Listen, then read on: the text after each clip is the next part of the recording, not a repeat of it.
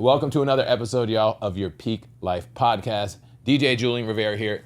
Edgar the Sphere Nunez. I know you missed him, but you can't miss him if you know what I'm saying. But it's not about us. It's never about us. It's always about the special guest that we have here today. Sitting to my right, your left.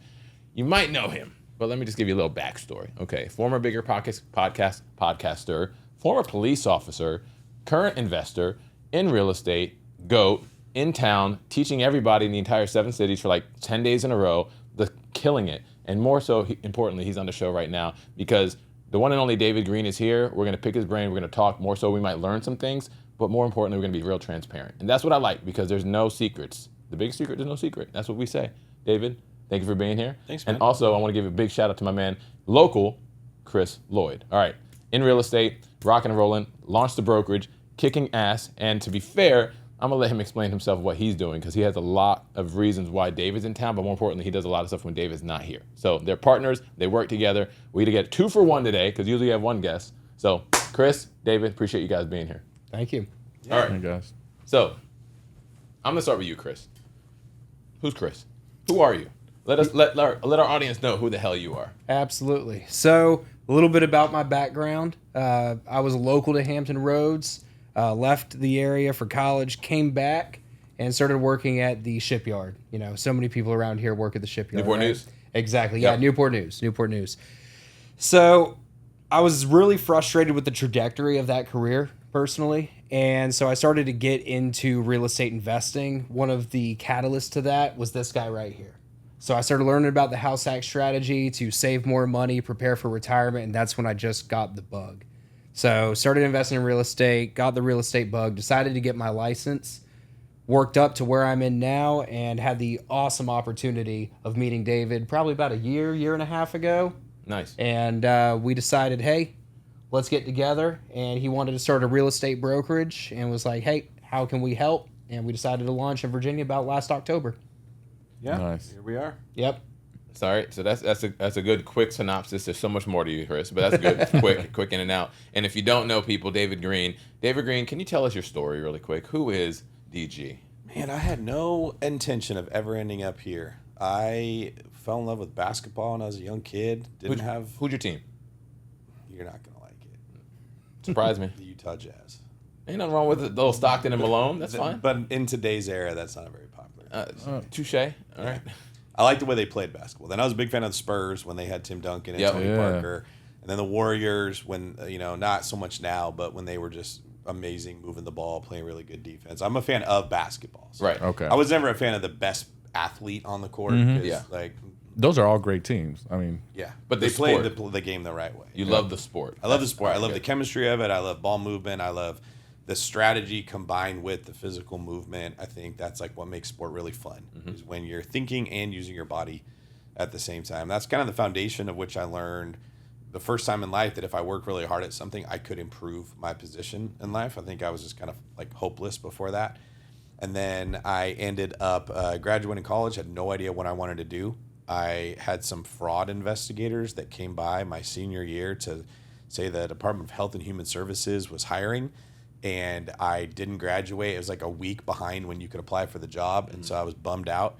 And my grandma had said, well, the sheriff's office is hiring. I was like, yeah, maybe I'll just try that and see where it goes. Had no idea how hard it was to get through an academy or get hired, or that being a deputy sheriff wasn't just an easy job.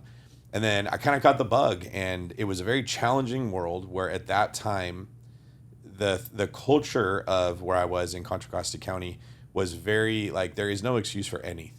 You don't get to make any mistakes at all. One bullet that didn't go where it was supposed to go, or that was fired when it wasn't supposed to be fired, and you could be in jail.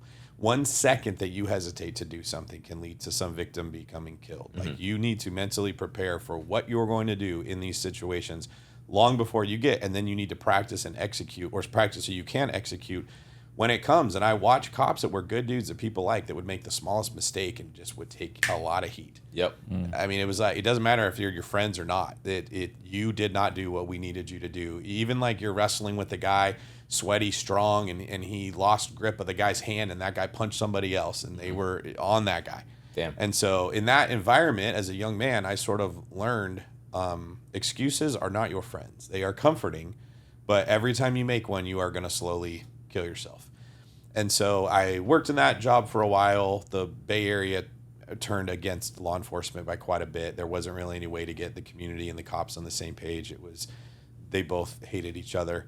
And so I kind of saw the writing on the wall that I'm not making it to 50 in this environment. Wow. Like, Yeah. We're not even really doing good at a certain point, because you just put people in jail and the jail doesn't have room, so they just kick them right back out.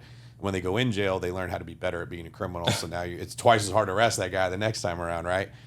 And I got into buying real estate. I just worked a lot of overtime, like crazy amounts of overtime, save money. This was long before you had podcasts. There weren't even really books that were written about it. You kind of had to know a person to help you do it. And I thought I was buying a lot of real estate, but I was buying like one house a year. Really wasn't a huge deal. But you didn't know anybody that managed a whole bunch of homes. Today, it is super common to meet someone who's like, I got 50 houses. Like, it's not a big deal. That's true. That was unthinkable, because they didn't have software to help you manage tenants. You would just be on the phone constantly in the yellow pages looking for plumbers. Like, the internet was new, but you didn't have resources that you could use like we have now, where everything has been efficient and streamlined in a lot of ways. So you can have 50 houses, and you can do other stuff and you have 50 houses. And then, where did I go from there? So I started buying the houses. I listened to this podcast, Bigger Pockets, that Brandon Turner and Josh Dorkin interviewed people on. I joined a group called GoBundance, which was like a wealth building group, and I met Hal Elrod. He wrote The Miracle Morning. You ever heard about that book? It's a pretty big book, like 7-8 years ago. And he had said, oh, you should go on Bigger Pockets. I was just on there. I'll introduce you to everybody. They heard about my story. I got interviewed on there. Show went really good. It was episode 169, and then I became friends with Brandon Turner. Nice. Brandon Turner and I became real close, and then when Josh Dorkin left the podcast, the people they tried to replace him with did not have experience working in real estate. They just didn't own any homes. So the podcast kind of started to suck. Right. Brandon had this idea like, hey, you and me should do the podcast instead. And so we devised a plan to see if the audience would like me. It worked. Our chemistry and our friendship translated really good on the camera. The show took off to one of the top business podcasts on all of iTunes. Huge. There weren't a lot of other people making shows. Yeah. And it was a new thing. No one had ever heard that a regular person could own real estate. Like, if you're in it today, it's obvious everybody can have it. You could get 5 of them at one time. But wholesaling was not a thing. Direct mail was not a thing. Like, everything was done on the MLS, or if you just knew people. People would buy big portfolios at one time. They knew Tom, and Tom wanted to retire, so he'd sell 20 houses to another guy that was a big guy in town. But it was kind of like gatekept. It was just a tiny little group of people that knew this. And we were putting this out there to everybody. Like, you can go do this too. This is a high school gym teacher. This is, they work at Target. This is a single mom. And this is how they bought real estate. So those stories, I think, were really inspiring. And I started writing for Bigger Pockets blog, and they really liked me. And they asked me if I wanted to write a book. And I pitched them on long distance real estate investing, and that did good. And then the second book I wrote for them was Burr. And Burr, like, exploded. That was one of the best-selling books that there was. Yeah. And now I'm an author, in addition to being a cop and a podcast host and an investor. And I never intended to do any of those things. I just kind of, to be honest, I would get frustrated when I listened to other people do things and not do it well. It'd just be completely transparent, right? I'd read a book and like, that was hot trash. I wasted so much time on a book that did not need to be read. It was clearly very written, vague. Vague, and for the author's ego. Facts. It was about them, right? Yes. They want their picture on the front. They want to go hand out the book to people and tell girls at a bar that they wrote a book to get laid. And I couldn't stand it. So I was like, I'm going to write the book that I wish I had read. And that sort of just spread to my whole career. I'd go listen to people speak. I was like, you're fluffy talk that doesn't give me anything useful. Mm-hmm. When I get up there, I'm going to tell people exactly what I think that they should do.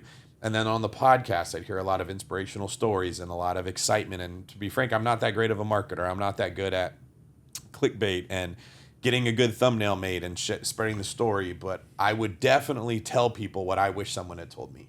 This is the reality of how real estate goes. So for those group of people that were listening, my brand got to be pretty big. And then I started the David Green team, a bunch of real estate agents, and built systems to help agents be able to sell more houses and close more houses. And we had a huge stream of leads that were coming in from people listening to the podcast and read the books. And I think best month we sold 53 houses in a month, but these are like probably $900,000 average sales price, and that was with me and 4 agents. It wasn't a ton of people that were doing that, right?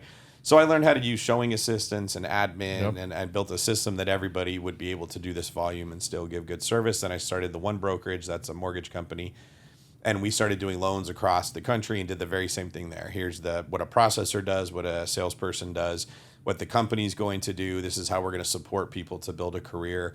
And I ended up just a business person. Never did I intend to be a businessman. Wasn't something I wanted to do. It's kind of like, well, there's this responsibility that's thrust on me, and I got to figure out how to do right by that. And I was just kind of chugging along, and out of nowhere, there was a guy that figured out how to steal title to some of my properties. So somebody in Jacksonville had figured out a little glitch in the Suncoast website, which is where you would register your LLCs in Florida. Okay. And he had figured out that the website would allow you to add yourself to other people's documents. Wow. You just couldn't erase anything. So he added himself as a manager to the LLCs I had that owned a whole bunch of houses. He paid a notary to say that like basically I had signed off on transferring the title of all of these houses into his LLC. Wow. He then went around meetups throughout Jacksonville selling my properties for like 25 cents on the dollar to all these people, which eventually got back to me because they were like, hey, you own title to this thing a month ago and he's selling it to me at this crazy low price. Did you really sell him your properties for this little? And I found out about it. Jacksonville Sheriff's Office got involved. He ended up getting arrested, going to jail. A year and a half later, I got title back and they were all trap houses. It was a mess. All my HVACs had been stolen. All the copper had been stolen. Yep. Mold everywhere. He had gone to the houses and like basically with some goons that were armed and told people, hey, give me the rent. I have the title. So total shit bag. It was all the way around. Massive. Yeah. So I get them back, and there's insane deferred maintenance. They're not in a position I can rent them out anymore. I sold the whole. Oh, and then I asked Florida about it, and they said, we can't guarantee this won't happen again. We have. Wow. It's on the docket to review at next year's meeting if we can change the coding so that it can't happen. I'm like, you're kidding me. Because this guy's probably telling all of his little dirtbag friends, this is how this hustle works. Right. Absolutely. So I sold the whole thing to a hedge fund because that's the only place I could sell the whole portfolio. They wouldn't have qualified for lending. They were in just such bad shape. And then I had to reinvest that money in a 1031 into short-term rentals. I bought a whole bunch of short-term rentals. I kind of went for like grade A properties in the best neighborhoods that I thought was the safest bet. Did really good on the buying. I bought 18 properties over the course of all of them were mostly in the 1031, then I bought a couple more after that. At the end of the day, I had gained $1 million in equity just in what I paid versus what they were worth. So I was happy about the neighborhood. I was happy about the purchase price. I was happy about the asset class. Then I ran into a problem I've never heard real estate investors talk about that hit me at like 6 different multi-million-dollar houses at the same time. There are areas like Florida where there's legislation in place that prohibits the city from stopping you from running your property as a short-term rental. It's like a business-friendly state. So the state has said you can't tell a Florida resident what they can and can't do with their own property. Their HOAs are kind of restricted from what they can impose on people. That's why I liked Florida. So what the cities did was they would send an inspector to your house to give you the short-term rental permit. Then they would find something wrong with the house to deny the permit and shut your property down. So I had 6 multi-million properties at one time where they said, hey, this kitchen was renovated. We don't have any permits. Yeah, he did it before I bought it from him. Doesn't matter. Your carport was turned into a garage in the 70s. Yeah, every house on the street has a garage. Doesn't matter. You wanted the short-term rental permit. So I had a ton of different cities in different states that all shut my properties down at the same time. And I was under the impression that if you go through the little process of applying for the permit, getting the engineers and the architects to write up your plans, that they would approve it. It was all a ruse. They'll never approve it. I went 2.5 years of making these insane high payments, trying to get my properties back on the market, and they just would not ever get rid of the red tags. So you end up getting, like, they cut off electricity to the home. Wow. You end up with mold all throughout the house. Yep. It was an absolute disaster. And it came at the exact same time that Powell raised interest rates incredibly fast. So that was right around the time when this all happened. So the amount of transactions that occur within real estate just plummeted. Yep. You guys remember, like, it's super hard to be an agent when the price of homes doesn't really drop, but the volume of transactions went way down, especially in California. Was it like where the David Green team was. You're talking about that when the interest rates flipped. And so I went from making a lot of money every month, saving a lot of money every month, buying all this real estate that was supposed to be my venture into short-term rentals. I had a staff that was hired to manage some of these. I had property managers picked out that were going to do it. To all my reserves are getting eaten up every single month making these mortgage payments. The cities keep pretending like they're going to give you a permit that they don't give. And all the revenue from the companies dropped to like 15 to 20% of what it was because there's nobody who's buying houses. Around that same time, the top loan officer from my mortgage company is getting poached by another company. He ends up not telling us, but submitting about 40 loans that were supposed to be one brokerage clients with this other guy's company, and then taking a whole bunch of my staff with him to go over there to work with that. So we lose our top people, our top processors, our top loan officers, and him in this like little, and he took my whole database with him. He took all the realtors I'd been connecting him with for years. This was a kid I met when he was like 21 years old, hustler, built him into one of the top loan officers in the country. Now he's got a big target on his back because all of the production of loan officers is visible to these like companies that they poach people, right? So they throw a big signing bonus at him and they tell him, hey, you can charge twice as much money per loan as what David's letting you charge if you come over here. This is how we hide it in the closing costs so that the person doesn't see it until they're at the closing table. But we need you to bring this many people over and you can run a branch. So then he takes part of the signing bonus, gives it to the other people that are in the company. They all go over there and now they're making twice as much money per loan as what we're charging. Now the customer's getting hammered twice as bad. Right. But they don't care. They're good salespeople that knew how to sell this thing. And thing after thing after thing just continued to go wrong in ways that like I'd never seen real estate could go wrong. So it was kind of an eye-opening thing in my life where I saw I didn't really do anything technically wrong. I didn't pay too much for homes. I still drive a 2016 Camry. I never was a guy that spent a lot of money. I was living in the same house I had bought when I was a deputy, my first house I ever bought, right? With the FHA loan type of a deal. I never went out and put a bunch of money up my nose or screwed around and did dumb things. And I still saw that like the cities wouldn't let me get my houses back. Your staff can betray you and stab you in the back.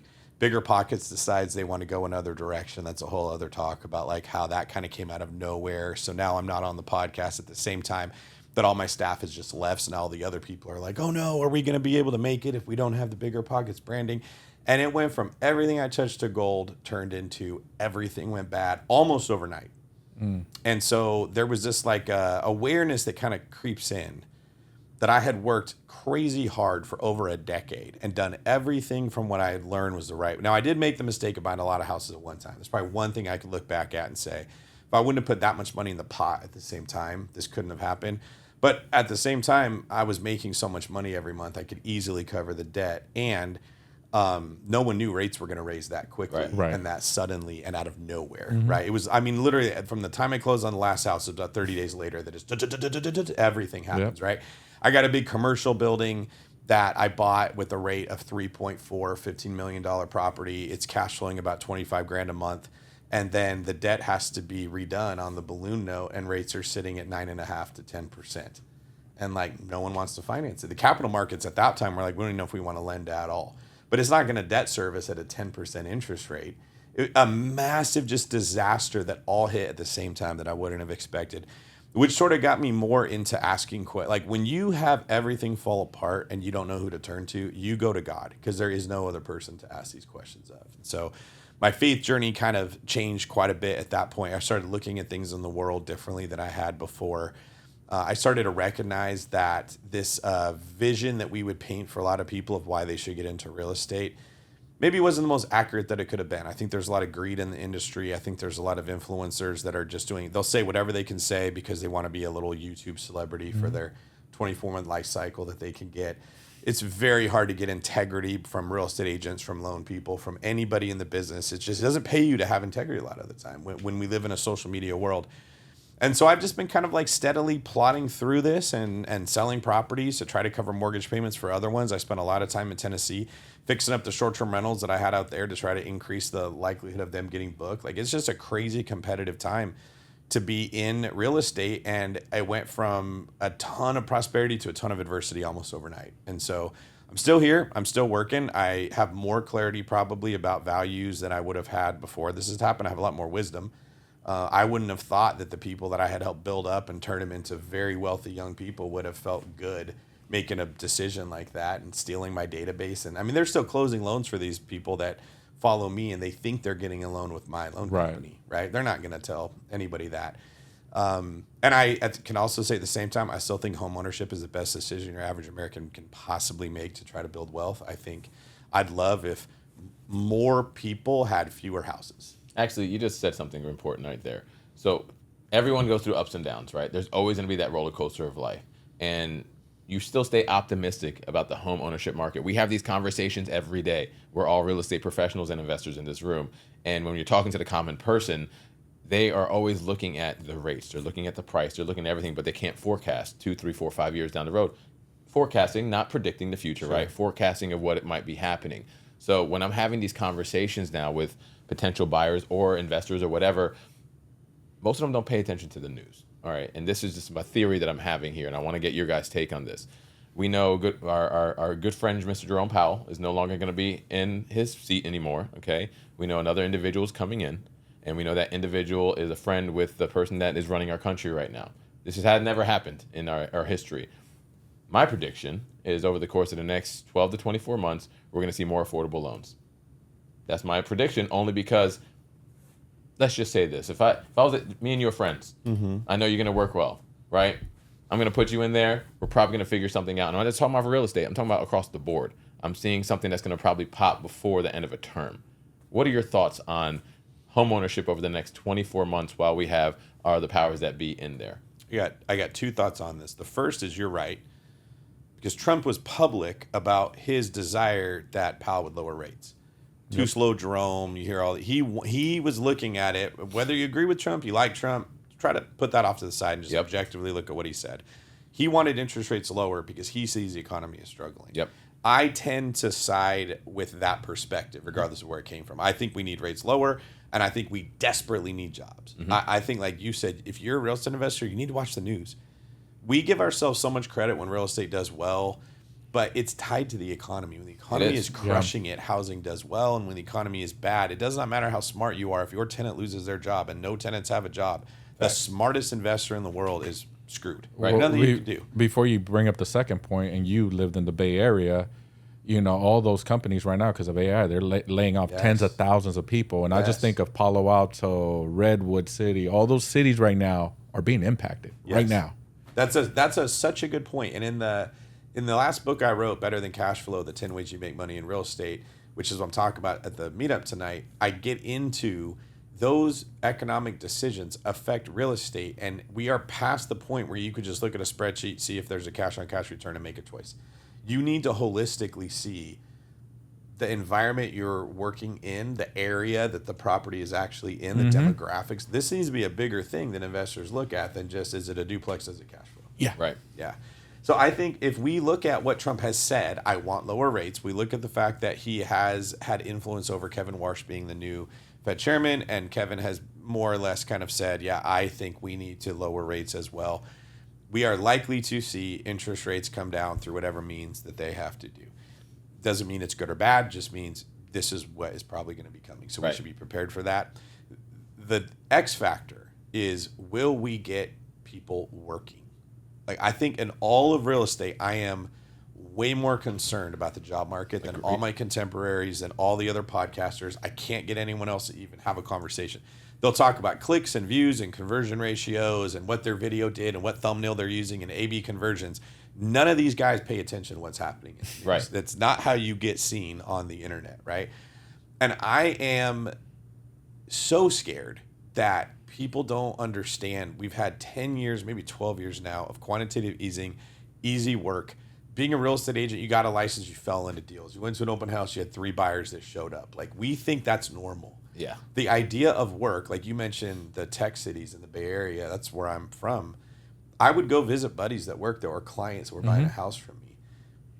They would work like 2 to 3 hours a day, get paid for 8, $140,000 right out of college. Their food's all paid for.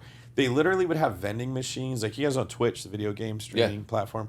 I knew some people that worked at Twitch. They had a vending machine if you forgot your iPhone charger, that you would just go push B4 and it would drop down and you'd have a charger, and it was free. Like, it was just a perk of working there if you didn't bring your phone charger. All of this stuff was what they think is normal. Okay. My father-in-law's house is in East Palo Alto, and I could see Facebook. He's got one of the last houses in that cul-de-sac, and I saw Facebook. All their employees started buying up EPA or renting them out, right? That probably made the neighborhood better from what it was. 1,000%. But now you got to ask, what happens if all those people leave? Yeah.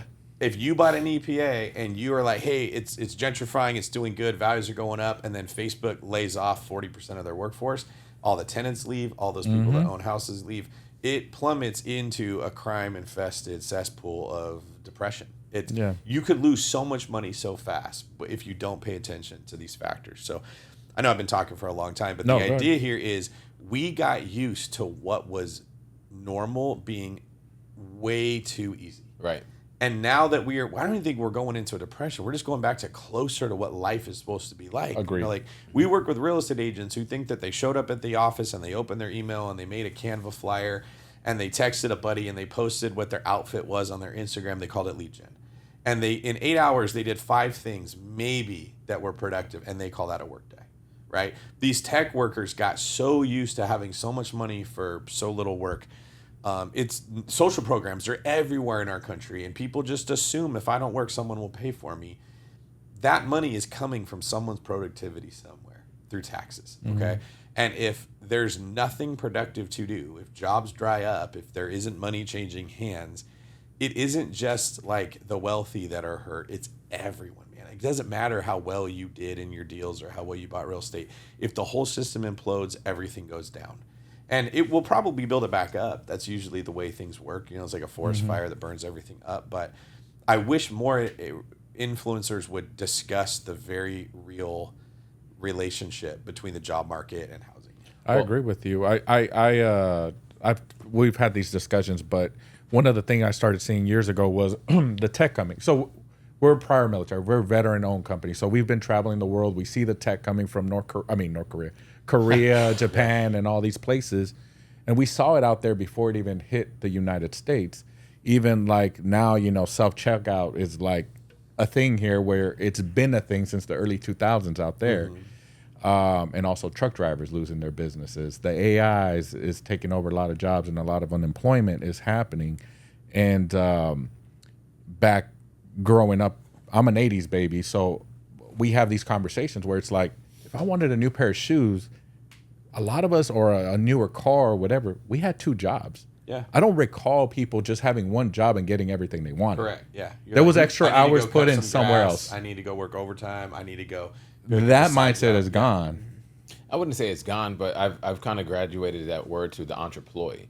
Like everybody that has a W-2 job right now has a 1099 income somewhere, or you need to in some way, shape, or form just to create it today. Because even those tech workers that are making, you know, healthy six figures, do they have that backup plan? I'm not sure, but I will say, kind of to what your point was out there, you have all those tech workers working. What if they leave? You know, Chris brought you to the area. Chris is quote unquote selling you on the area just because it's not your area. We have one of the top 25 strongest real estate markets in the country. That's why we're here. Because of the military, to be fair. And this is coming from someone that's been born and raised. I know this area like the back of my hand. I call it the trifecta. We have military, we have tourism, and we have history. And there's not one place in the country that has it as strong as we have, but we're still not known. Military, obviously, we gain and lose 300,000 people every year in all branches, you know, Navy, military, or Marines, Coast Guard, whatever. Then we also have Jamestown, Williamsburg. That's where we started the damn country, right up the way. Then tourism, you know, Virginia Beach, just talking about Virginia Beach, one of the top 10 on the East Coast, but we still have all the other stuff inside. So when we include those in there, now let's add basketball players, Allen Iverson, Michael Vick that came out of the area. Let's add politicians that came out of the area. Let's add some musicians that came out of the area, the Pharrells, the Missies, the Timberlands. Like, there's just so much here that when people come here, they realize, well, damn, I didn't realize it was here. But the thing is, we're still affordable. That's the one thing that is not compared. Like, if we look at the other side of the country, San Diego's the second biggest Navy base, right? But we're looking at affordability. Shit. I mean, we're like 350, 375-ish on average, give or take. They're double that. But income's not that much double or triple over there. A lot more people, millions more. We're only 1.4 at best in the conglomerate. So knowing that coming here and then trying to relay that to people that aren't from here has been one of, I feel, Iron Valley's biggest strength. Same with you, Chris, just being here, you understand that. But the relatability of conveying that message to people from the outside in happens on a daily basis. It's almost like when you're training. You train the same stuff all at the same time, say it different ways, but the messaging is the same. We have to do that consistently. And now that you're actually investing into the market, into Chris, into the area, how did that partnership grow, or how is it growing so you guys can grow, let's just say, the second chapter of real estate for you? Yeah, what's your experience been with that? It's been pretty solid. So one of the things that's really unique to our area, you already mentioned it with the military presence here and people coming and going. I actually haven't looked at the number. You said 300,000 every year. Yeah. I believe it. But these are people with incomes that are insulated from a lot of economic ups and downs, that are forced by their jobs to leave or come back in. So we talked a little bit earlier about the number of transactions across the country taking a huge hit. Yep. We took a hit here in Hampton Roads. we're, like, we flat. all felt that, but it was like that. Right. It wasn't as much because our economy, the lifeblood of it is military, right? We've got military money coming in, and then just the nature of the fact that almost every tour is between 2 and 4 years, people are coming and leaving consistently, which keeps transaction volume up. That's one of the reasons that we started Coast to Coast here in the Hampton Roads area, is because despite whatever's going around, the entire country, we're insulated in that regard. We have people coming and going, and we have incomes that are also insulated from a lot of, like with AI really disrupting the tech market right now. We don't have that kind of stuff. We're a shipbuilding industry. It takes 10 years to build an aircraft carrier, right? That job's going to be here from 10 years from today, unless Congress tomorrow says we're going to stop building aircraft carriers. Not happening. And the ones that are in process right now, we have a 10-year heads up on this economy. Facts. That's So- true. And that's just a small piece of it, too. You Yeah. know, I mean, let's talk about the contractors outside and all the other ancillaries that have just come. We're the first line of defense for DC. Let's just call it for what it is. Dollar you ever seen Tree those corporates movies? here? Yeah, Dollar Tree corporates here. I mean, Amazon's building so much stuff out here. It's crazy, but it's like a slow roll. Like, I never see this area going like this. It's always going like this. Well, And- since you're investing here, one thing I will bring up, and so since you're from California, you just live there. No, I was born and raised there. I just moved recently. Okay, so you would understand, and I brought up this analogy before. It's not even an analogy; it's a real thing. You being from the Bay Area, you understand the affordability went up, and everybody started moving inland. Yeah. So you're gonna hear cities like freaking Suffolk, Western Branch, Suffolk. The same thing is happening here right now, where Virginia Beach, Chesapeake prices are going up so high. Now people are moving inland and doing the travel time, 45 minutes to an hour. All the new construction, all the development starting to happen. Roanoke and all these cities out west are growing rapidly, and that's where I see the growth here. And I don't feel like I'm behind in this area, being from California myself, where it's like Los Angeles, everybody moved to Riverside. Yep. By the time I was a grown adult, like everything's over 300 grand. That's the 400. pattern of how housing develops. That's exactly right. You start with, I think I've talked about in long distance real estate investing. You get a hub, and that's where all the jobs are. That's where everybody wants to be. It's usually some city, and then it gets to be too expensive when the right industry moves there, and then you get suburbs that start to develop. Yep. And then as those become too expensive, you just go further away. And then some of those cities will take some of the jobs from the big city, and they'll kind of like, some of them will move over there, and so those people don't have to commute as far. And that's where you get like a secondary market will start to develop. But when you recognize those patterns, it makes the decision of where to buy and a lot easier. When you recognize what's going on with the government and printing of money and economic stimulus and what the plan is for the economy, it makes when to buy a much easier decision. And then all you're left with is what to buy, which is kind of what most podcasts talk about anyways, what asset class to get into. Right. Well, you being in this, have you ever looked at like I just stumbled upon this. My parents, well, my mom and my father-in-law are at that age now where they're going to need help. And I'm thinking about buying another property just as a nursing home, basically. Yeah. And then I found out that the country is short hundreds of thousands of beds. And they're trying to make these homes into like medical nursing facilities. Yeah. And just buying and holding and going that route. I'm kind of looking into that. I don't know if you've done that at all. I have bad luck with operators, man. I think Okay. I don't want to discourage you from No, it. no. I think there's something about me being David Green. It's like when you're a wealthy guy dating, you're going to run into problems that non-wealthy guys don't have. When you're a really pretty girl dating, you're going to run into a problem. Everybody wants to sleep with you, right? It's I don't mean to discourage people, but like me, myself, I tend to find people that make promises because they wanted the credibility that came from working with me, but they had no intention of actually like running the asset well or something. So when I hear people that have good partnerships and they're like, this guy's a solid dude, I've known him my whole life, he's from the area, I'm like, that's a good investment strategy if you feel that whoever is running that nursing home will do a very good job. Right. Yeah. Yeah, because that's what I need to find next. Yeah, that's the hard thing. A little right? important. Just to put that. No, yeah, and we've very learned that from experience. Obviously, Yes. we're like, I'm not jumping into that until I get all the data. I think you said before we got on the podcast, what was it? It's not passive income, it's passion income. Yes. Right? So in theory, that's a passion income source that somebody really needs to, whether they have the designations or not, or the credibility to do it, they have to be passionate about it, because then the passion will turn into dollars, right? So I want to ask you a hard question here, but because you're an open book and I love this. You had, actually, before I ask the hard question, when you say that you went all in on real estate, what year was that? Right around, I think 2022. I think. All right, you went all in on real estate. So COVID times, right? What about you? 2021. Okay. So, and then how old were you when you bought your first house? Or like, what year was it? Excuse me. I bought my first one the end of 2009. Okay. Bought my first house 2021. Okay. First house. 2007. All right. So I bought my first house in 2016. And then, so 10 years ago, for me, at least. I say all of that because one of my sayings is get in the room. You have the ideas of doing it, but then once you actually enter, it's like, oh shit, that's all I had to do. Or the light bulb moment happens, okay? So when you have that light bulb moment, some people just chill and they give the one a year like you were doing when you're working, or people can now buy packages and all in. If you're talking to that person right now, if you could go back before all this shit happened, knowing what you know now, what would you have done different, knowing that shit like this could happen and it's a reality that nobody ever talks about? Okay, this is really good.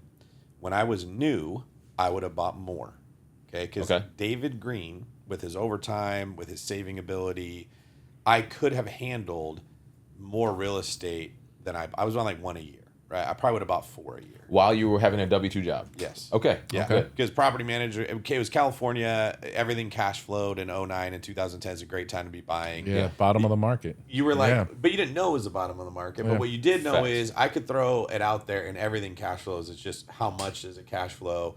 What's my potential upside? We didn't have a lot of money, but we had a lot of opportunity. Right. I would have hit the gas pedal harder. I was scared. Okay. I just didn't have the confidence of anyone else around to tell me to do it, and I didn't trust myself. But was it because it was the time, or is just... We had just had a crazy So crash. it crashed. 08, Yeah, it 08, crashed, 09, and then I bought my second house in 2011, so I got it for 220 in San Diego area. Would you say that exact same thing today? Yes.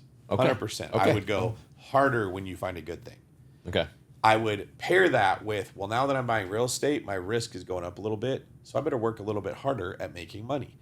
I better be a little more disciplined with saving. Maybe I need my regular job and I need a side hustle where I start selling homes or doing something extra to make up for this risk. Right. Where I think with hindsight that I wouldn't do the same is I had hit a point where I owned a lot of real estate and I had a lot of responsibilities. I'm doing several podcasts a week for Bigger Pockets. I'm writing books.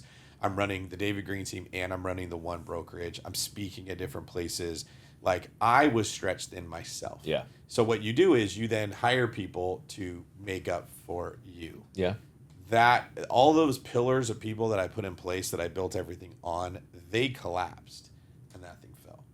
So I would sprint faster to get to my max and then I would recognize I'm at my max. I cannot go any more than this unless I get people that I trust. And I think I was like, there's crazy opportunity. I need a warm body to shove in this thing. I need a partner that can do this, right? Like, there's all this opportunity. I've interviewed all these people. This is the best one. And then when it blows up even more, that pillar that probably could have held 20 pounds is holding 200 pounds. Yep. And you don't know how that human's going to respond because they've never made that much money. They've never had that much fame. They've never had that much ego, right? Like, I had a person one time that told me for every 10 men, there's one that can handle adversity. And I think that's true. And for every 10 of the men that can handle adversity, there's one that can handle prosperity. It is harder to make good choices when you are young and gorgeous, right? It is harder when money comes quick and you've never had it, or when you're a 20-year-old that starts shooting up with steroids and all of a sudden you look better than you ever. Your head gets big and you don't know what to handle. So from my own story, I think I was moving too fast. I believed the people that I had around me were loyal because the version of them I knew was loyal, but what they turned into when they got a taste of what that success looked like turned them into somebody else. And so that's why, like, it just, the pillars that everything had built on imploded. And then the empire sort of imploded. So basically, you would tell yourself, going back, go harder, faster. Don't wait. Go harder, faster in the beginning. When you hit your limit, stop. Yeah. Don't assume it will just go up and to the right. Right. Forever. Now, most people will never get to that point. Yeah, So, like, the better advice here is when you find a good thing, double, triple, quadruple down. So you teach on a lot of things, and house hacking is one of the things that you teach right now. Can you give a nutshell version of how you would construct that to David Green in 2026, so the audience could kind of copy and paste and remix it For house hacking? for any strategy that you would do in this style of market that we're currently in? That's the next book I'm writing, actually, is how you buy one house a year house hacking. Okay. Everyone should house hack one house every year. And then anything else you buy, flipping, whatever, that's in addition to your primary residence loan house hack. I would look for the best area, and I would look for the ugliest, biggest house that had the best floor plan for turning into several different units. I would look for where military people are renting, and I would look for the area that people are moving into, and I know this is my spot, and I would get an agent or a couple agents that were like, I need you to find me something that's hideously ugly that's been sitting on the market that other people don't want for some reason. Right. It's got more square footage than people realize or whatever.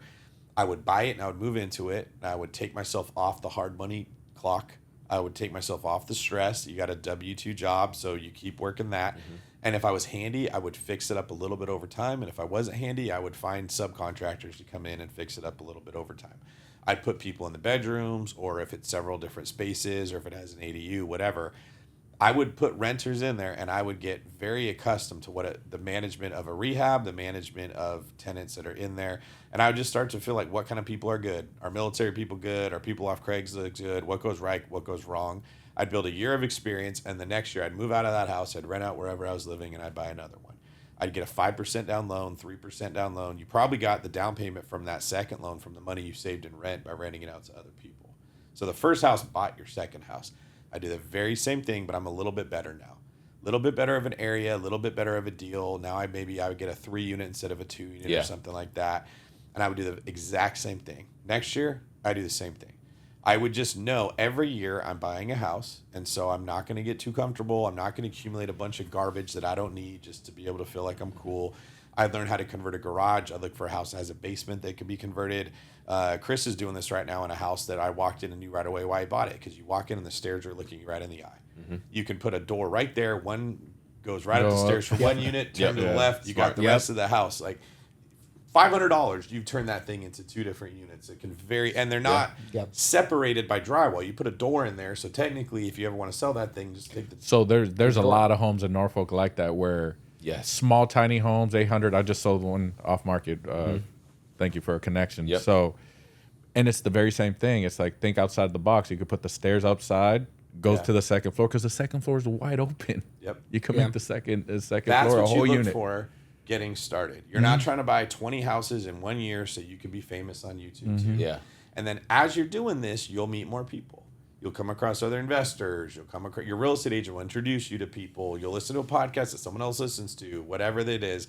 And then an opportunity will come your way that you can take what you learned house hacking and apply it to that. You can flip a house, you can burr a house, you can short-term rental something, and then you don't stop house hacking to go do it. You keep house hacking. That's your bread and butter. That's your foundation.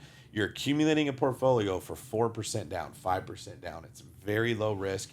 You have to live somewhere anyway. Now, if you buy one of these secondary houses, it doesn't work like you thought, but you added value to it, sell it, start over, do another one. I don't love the people that are told, quit your job, burn the boats, go all in on real estate before you really have an idea how this thing should work. I agree completely. I tell everybody, any agent that that are part-times. I mean, I have some part-time agents on my team. I'm like, no. First off, you have good jobs. Secondarily, you like your job. Third, you can do this part-time. Part-time to me, if you want to be on the highest level, 1 a month. If you can do 1 deal a month, while at having a W job that you like you're fucking winning. Yes. So let's just be very clear on that. But one thing I have learned, so 2020, I went all in on real estate. My whole goal was, I'm a DJ, I'm a radio host. Like, I had my company, we were good. Retired a radio, a month later, COVID happened. I'm like, why did I just leave? Like, what the hell just happened? Yeah. But it gave me the one thing that I didn't realize I needed was time. Because I'm just going. Like, I'm already spread thin. It's rocking. We're doing good, making good money. 27 venues we're booking, about 50 DJs. Like, we're doing well. But I can't do nothing if the world's shut down. They gave me the time to put the energy I was putting in there into real estate. Now, I still DJ. I still spin. But it's fun. But, like, real estate took off. And then I end up linking up with Edgar and Mike and the whole squad a few years later as I'm already being successful. But the one thing that I've learned really in the past 36 months, I'm going to put a percentage on it, bro. I feel less than 3% of agents have every tool in the tool bag to deploy for any client that they're working with. Because most of the time, we were talking about this today on, well, not you, but we were on a coaching call today, and we're talking about, hey, which avenue do you want to teach the agents to get more listings? When it came to me, I literally said, they need to know how to not lose the deal due to lack of knowledge and resources. And because people think, like you were saying earlier, oh, I can just list it in the market, it's going to sell. Nah, bro. Like, if you walk into a hoarder house, you thought it was going to be dope when you walked in there because it looked fire on the outside, and the people told you that. Nah, it's not going to look. Do you have the contractors? Do you have the thought process? Do you have the lens to look and see what an actual rehab is going to be? Real estate goggles. Like, do you have that? On and see what you need to do here. And it just comes from the reps. And everything that I do, I base it back to DJing. Like, I've done more than enough events that I know how to read the room really well and to see what songs are going to work and how I'm going to segue this. It's the same concept that I use in the DJ world. So now when I'm talking to the agents, I really want to, like, we launched an investor side here at the company now because they need to have these options, especially, let's forget the shape of the house. Short sales, loans, 6, 7, 8% rates, like all this stuff, military, they're coming here and having to leave in less than 2 years. I mean, there's so many things that happen specifically in this market. Highest rates of divorce. Right, yeah. Exactly. Deaths, probates. I mean, do you not know what, most of them don't know. And it's cool not to know what you don't know, but can you take action to try to know a little bit? Or can you have a resource to people that know or have an idea of what to know? And you know about all of this, but the actuality of the actual regular agent that averages 3 to 4 deals a year, they're not going to do that. And that's a huge percentage across the country. So now if you are in that top 1%, which I feel all of us here are, how can we give all that information out and or just be that resource where deals just come to us now instead of having to go out there and get them, because we just have the knowledge base. We do that a lot here. You guys already do that a lot here. But from the average realtor getting into the game right now, outside of getting your license, going through the state and whatever, Chris, I'll start with you. What do you think the first class they should take in a 2026, just starting as a realtor now, that is not typical black and white real estate? Scheduling. I am like all in on the scheduling, making sure that you take control of your schedule, right? You need to have certain time throughout your day blocked out for prospecting, right? That is the lifeblood of this business, is bringing new leads into your pipeline and getting them to the closing table. A lot of people get into the business. One of the first questions I ask every single agent that joins our brokerage is, what's your job? And almost every single time they say to sell houses. Yeah. And I tell them, look, I would have guessed that too, first getting into the business. But I remind them, your job is to be known and liked by more people.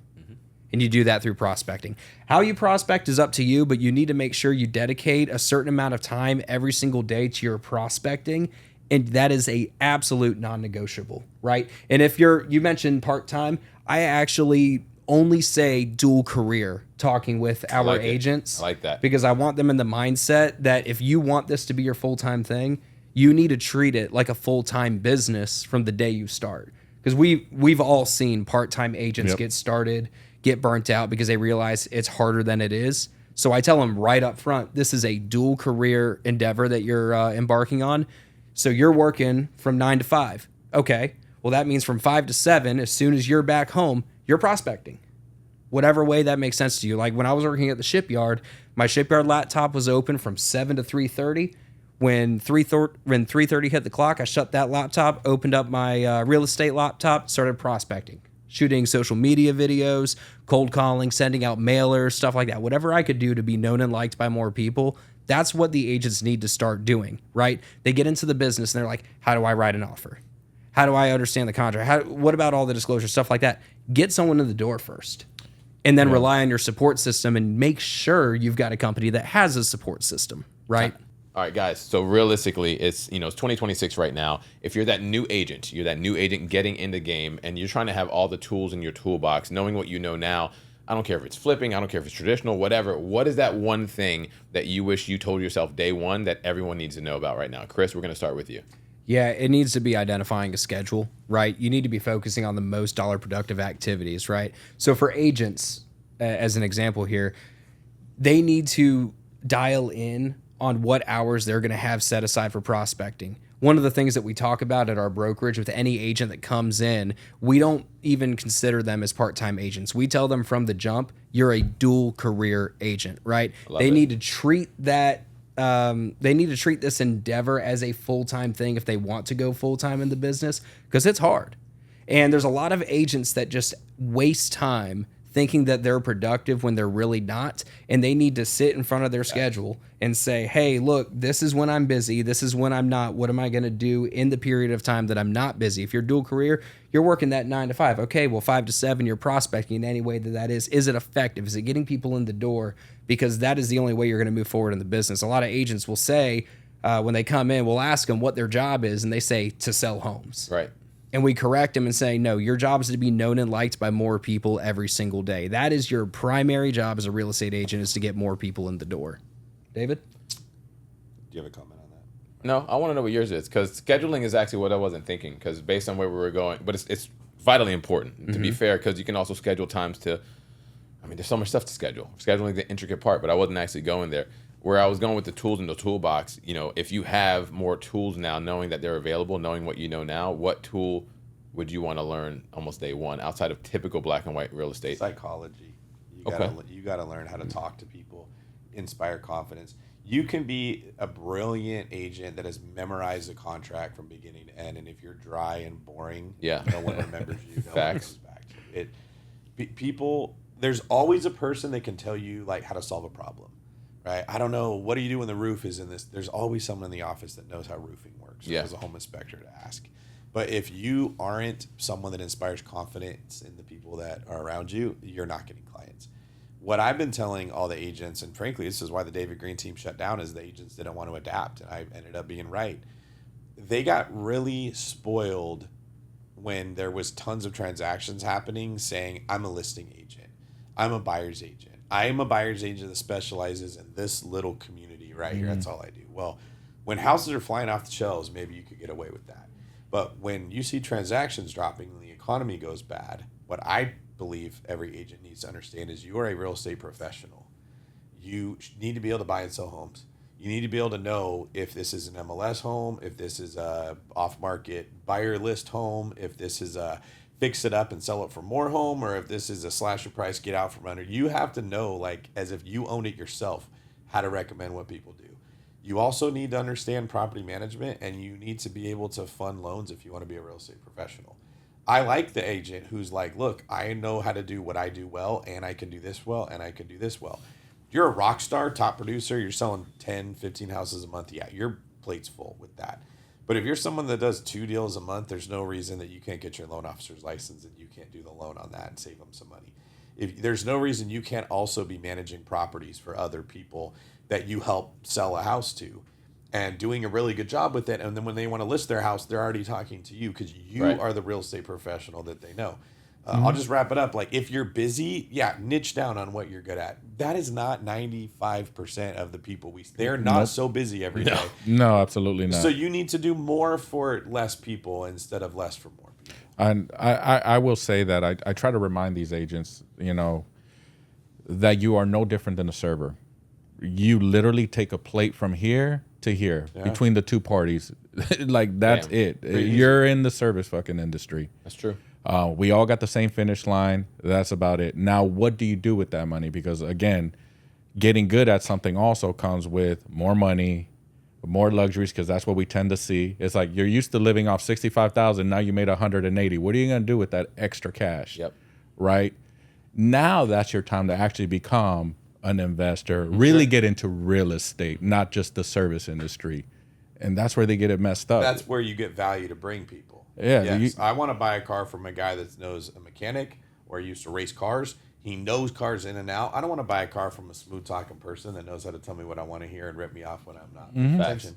If you are the professional with this thing, you are in a better position to serve your clients. And I'll put a cherry on top.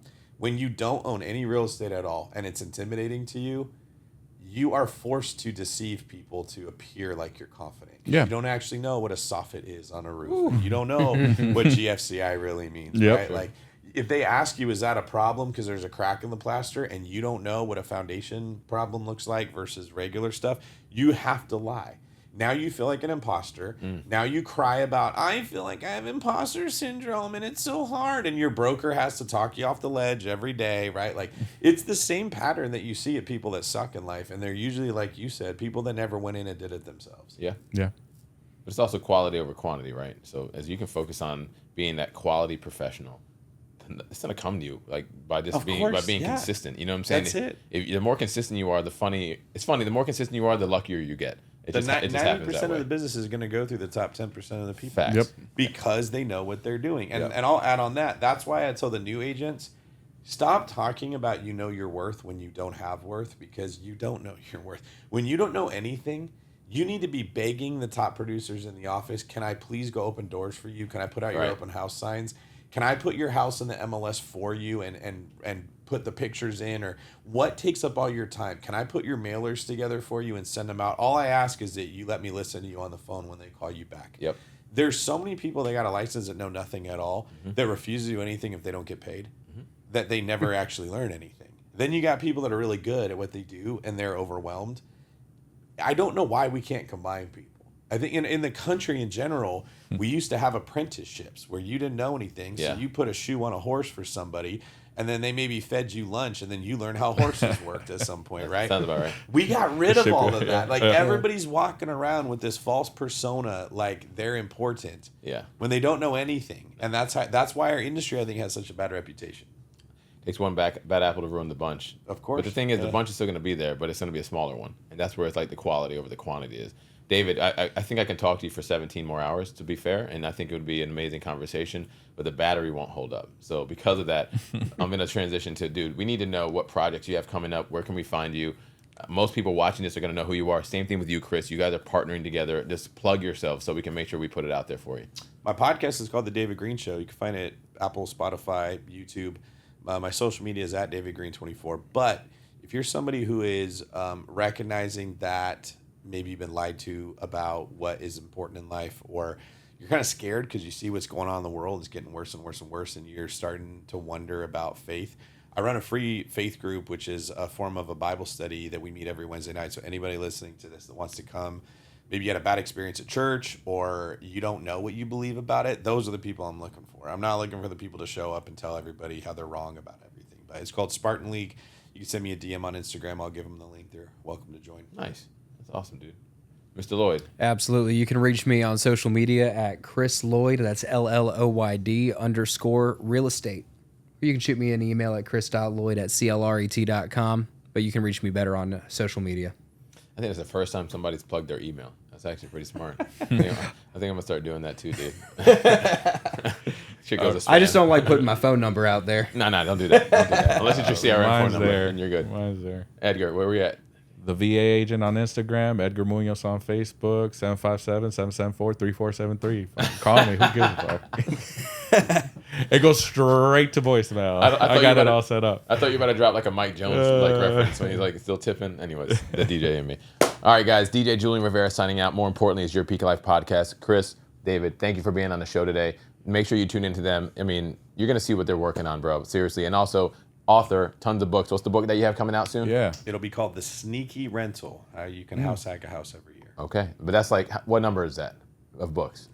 8 or 9. Exactly. You can't even count no more. That's really cool though. But that's dope because you pour out your heart and soul into this. It's not like you're just doing this on ChatGPT. You have this from experience, passion, love, loss, wins, the whole 9 yards. Cop those books. You can find it. Again, DJ Julian Rivera signing out. Make sure you like, subscribe, follow us, Your Peak Life Podcast, Apple Music, Spotify, and obviously you're watching us on YouTube. See you later. Deuces. Peace. See you.